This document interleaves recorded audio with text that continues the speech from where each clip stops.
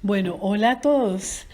Hoy no les puedo mandar música porque creo que es como más importante, más que sensibilizar. Quiero compartirles una profunda reflexión sobre la lección de mañana. La lección de mañana es: estoy disgustado porque veo algo que no está ahí. Bueno, como creo que ya han estado viendo en las lecciones pasadas, en estas primeras lecciones, se dedica mucho como a dejar sentados los cimientos para que podamos entender que este mundo, que es el mundo de lo impermanente, pues no es real. Y como muy bien dice el texto del curso, y bueno, lo hemos dicho acá, Oscar lo ha reflexionado muy bien sobre la realidad objetiva y la realidad subjetiva. Pero bueno, en esta lección hay una frase, eh, digamos que las lecciones tienen frases como que acompañan la frase principal del ejercicio, que dice: no hay disgustos pequeños, todos perturban mi paz mental por igual.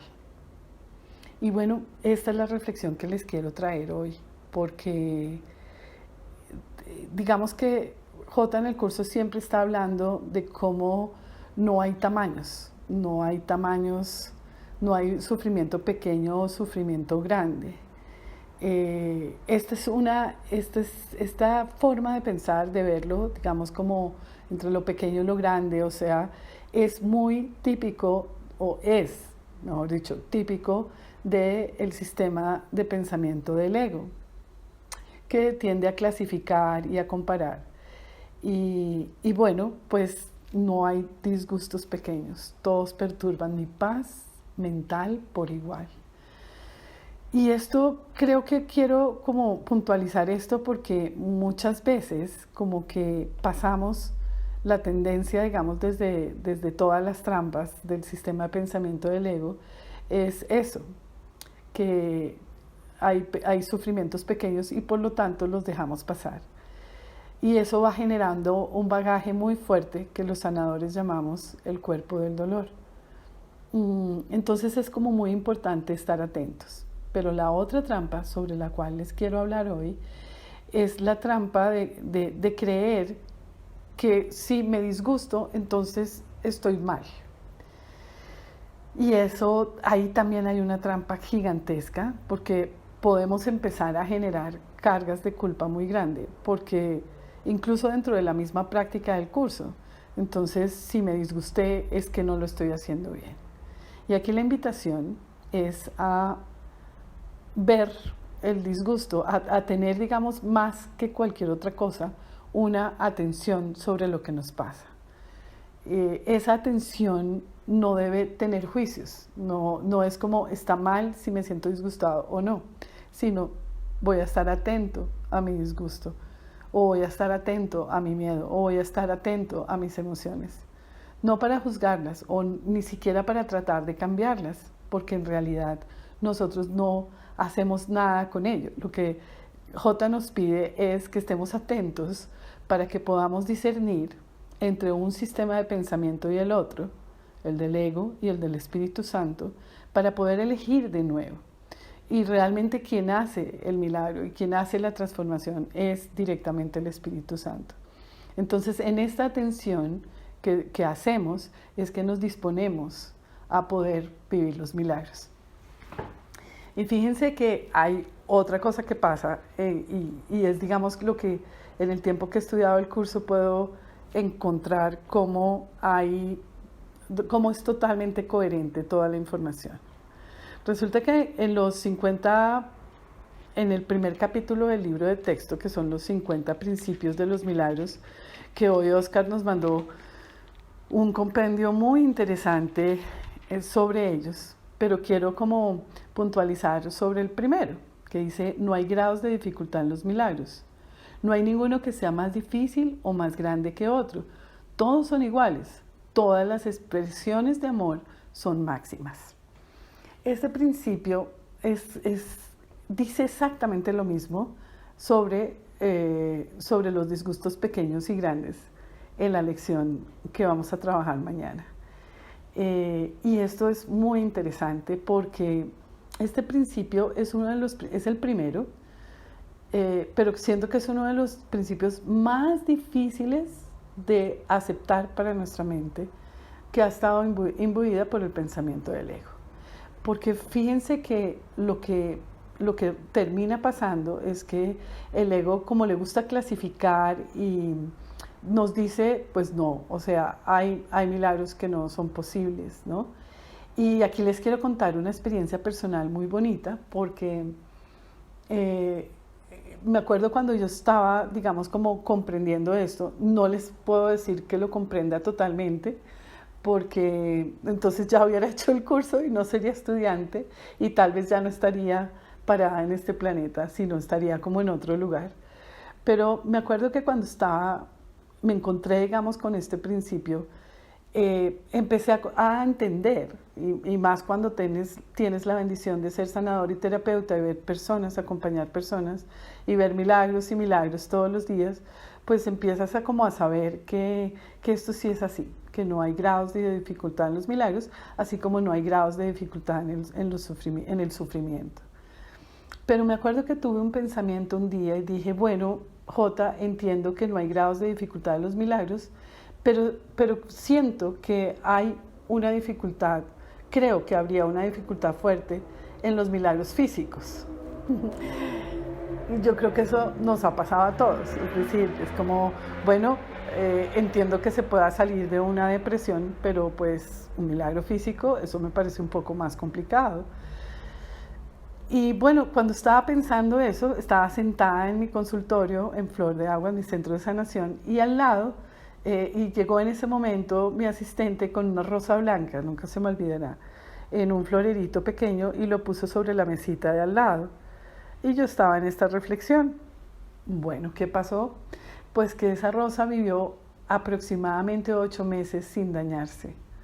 Digamos que no habría explicación para eso que pasó en términos de las leyes newtonianas, de cómo es que funcionan las cosas en este mundo material. Y bueno, esa rosa fue famosa.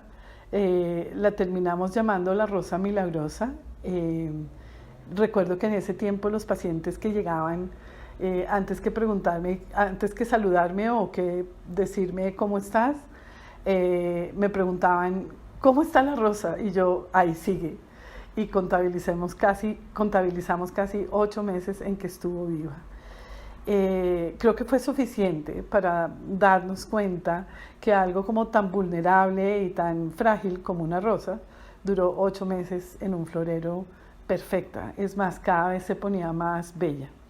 Entonces, les quería compartir esta experiencia porque fue una experiencia bellísima, no solamente para mí, sino para muchos de mis pacientes y pues para toda la gente que estaba por allí, porque fue testigo de ese milagro físico.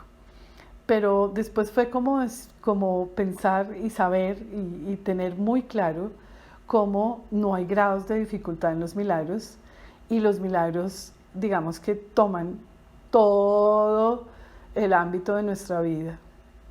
Y bueno, esto es muy importante, yo creo que es como muy importante reconocerlo, es una de las cosas más difíciles de entender, pero lo más importante es entender que no hay grados de dificultad en los milagros porque la corrección es la misma.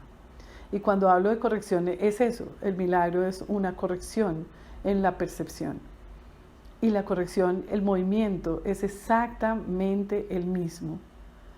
Así como la otra paradoja, es decir, que el libreto o el sistema de pensamiento del ego también es exactamente el mismo, y por eso es tan maravilloso poderlo reconocer. Yo digo que los libretos del ego son como los libretos de una libretista de novelas cuando yo era pequeña, que bueno, aquí en el grupo creo que estamos personas de todas las edades, pero los que nacimos en los 60 y veíamos las novelas de los 70, se acordarán de una novela que se llamaba Esmeralda y era escrita el libreto por Delia Fiallo. Y me acuerdo porque siempre hacían un gran boom en la presentación de la novela, haciendo, digamos, como una propaganda muy importante de que era una novela escrita por Delia Fiallo. Y me acuerdo que era muy emocionante llegar del colegio, soltar la maleta, prender la televisión en blanco y negro y ver la novela. Después de Esmeralda vino Topacio y después vino Rubí. Lo estoy diciendo un poco jocosamente, parecería que fuera un chiste, pero no lo es, así fue. Y yo me acuerdo que cuando ya llegué a Rubí, dije, no, pues esta novela es la misma, ¿no?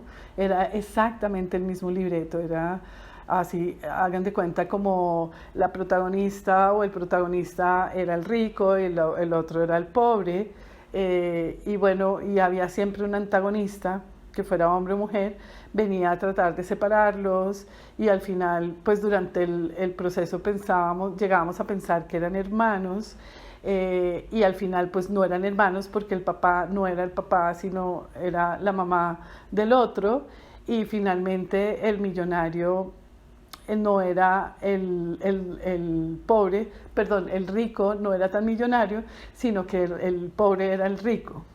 Y ese era el mismo libreto. Lo mismo pasa con los libretos del ego. Por eso podemos hablar de ellos tan puntualmente. Entonces, acuérdense, atención, mucha atención, no para echarse culpas ni para juzgar lo que estamos pensando, sino para atender cómo es que está funcionando nuestra mente. Esa sería la primera. Y segunda, acuérdense que no hay grados en el sufrimiento tampoco, pero tampoco hay grados de dificultad en los milagros. Bueno, eso era lo que les quería comentar hoy. Espero, gracias Oscar por tu documentación tan juiciosa, y espero que mañana tengan una maravillosa práctica de su lección. Hasta luego.